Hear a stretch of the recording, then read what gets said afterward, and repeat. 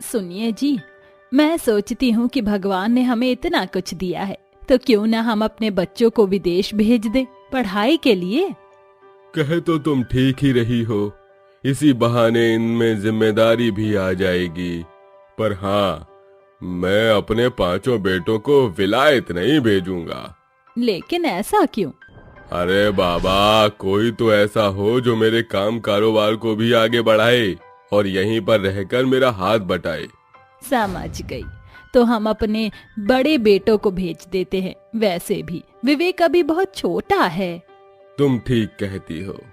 फिर क्या था, गीता और मोहन अपने चारों बड़े बेटों को विदेश भेज देते हैं और छोटा बेटा विवेक वहीं रहकर अपने माँ बाबा की मदद करता है।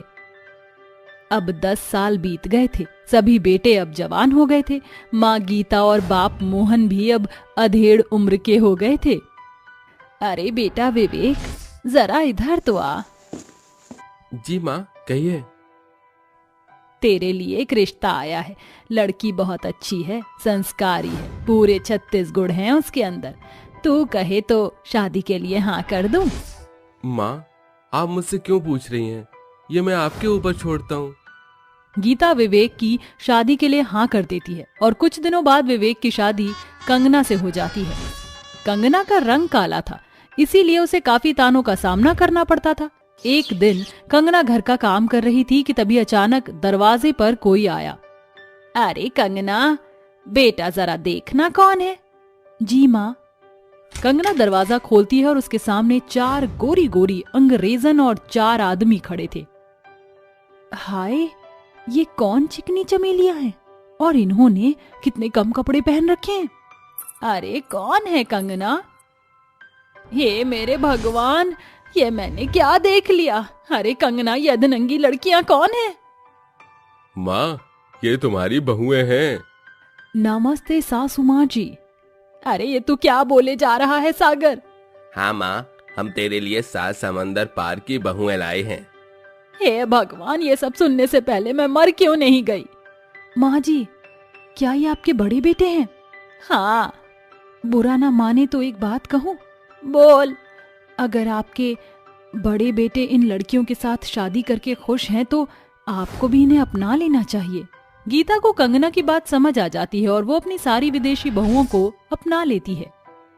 कुछ समय बीत गया। विदेशी बहुएं घर का कोई भी काम नहीं करती थी और वो कंगना को हमेशा काली और गंवार कहकर चिढ़ाती। सुनो कंगना, मैं चाहती हूँ कि तुम मेरे ये कपड़े धो लाओ। जी जेठानी जी, अभी लाती हूँ। कंगना गांव वाले तरीके की तरह एमी के कपड़े थपकी से धोना शुरू कर देती है। अरे ये तू क्या कर रही है गंवार लड़की, इधर दे मेरे कपड़े। लेकिन जेठानी जी, अरे मैं तो कहती हूँ कि तू इस थपकी से अपना मुंह साफ कर ले, हो सकता है निखर जाए। एमी की बात कंगना को बुरी लगती है, लेकिन वो उसे नजरअंदाज कर देती है। तो वहीं चारों अंग्रेजन बहुएं कंगना की बेइज्जती करने के लिए एक प्लान बना रही थी। देवरानी कंगना, हम सभी आज शाम एक पार्टी में जा रहे हैं, तुम भी साथ चलना। जी मैं नहीं, आप ही जाइए, मैं यही सही हूँ। ओह, अब मान भी जाओ, कभी कभी सारी बहुओं को भी साथ में समय बिताना चाहिए। कंगना मान जाती है। सभी पार्टी में एंजॉय कर रहे थे। जेठानी जी, मेरा यहाँ दिल नहीं लग रहा है। ओह, अभी तो बस पार्टी शुरू हुई है। तभी बेटी की एक दोस्त एरिना वहाँ आ जाती है। ओह बेटी, nice to meet you and how are you? Oh I am good, tell something. Oh ये कौन है? क्या ये तुम्हारी नौकरानी है? हाँ ऐसा ही कुछ। Hello, nice to meet you नौकरानी। कंगना शांत खड़ी रहती है क्योंकि उसे पढ़ना लिखना नहीं आता था। ओह आई थिंक तुम्हें इंग्लिश समझ नहीं आती। ओह यस एरिना, ये गवार है। कंगना को ये सब सुन बहुत बुरा लगता है और वो वापस आकर अपने पति विवेक को सारी बात बता देती है। अब आप ही बताइए कि अगर मेरा रंग काला या फिर मैं पढ़ी लिखी नहीं हूँ तो क्या इसमें मेरी खता है? पता है वहाँ पार्टी में, पार्टी नहीं पार्टी।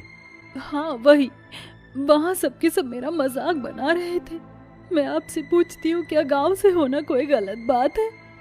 बिल्कुल नहीं कंगना, ये सब नासमझ लोगों की बातें हैं, तुम इन्हें दिल पर मत लो। और हाँ, अब रोना नहीं। ठीक है, नहीं रोऊंगी।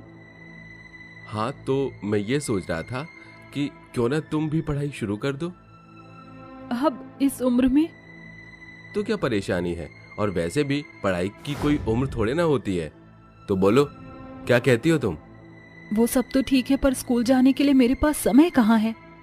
उसकी फिक्र तुम मत करो, मैं तुम्हारी घर बैठे पढ़ाई शुरू करवा सकता हूँ। सच? हाँ बिल्कुल। विवेक कंगना की ऑनलाइन क्लासेस के जरिए पढ़ाई करानी शुरू कर देता है।